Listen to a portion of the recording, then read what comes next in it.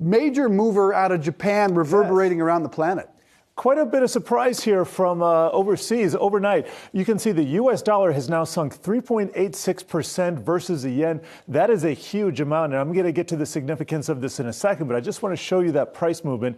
This is over the last 2 days. Now, on a year-to-date basis, you can still see that the U.S. dollar is elevated relative to the yen. In fact, from here, from basically the baseline to here was something like 20, 25%. You usually don't see this big a move in currency terms. However, the Bank of Japan decided that overnight it was going to do something it was not expected to do until the current chair, the equivalent of Jerome Powell over there, Haruhiko Kuroda, until he leaves next April. So here's the 10-year Japanese yield curve control chart. Now, this goes back to 2016. This band here tells which are the acceptable levels for the yield curve for the 10-year over in Japan to trade at. And you can see it.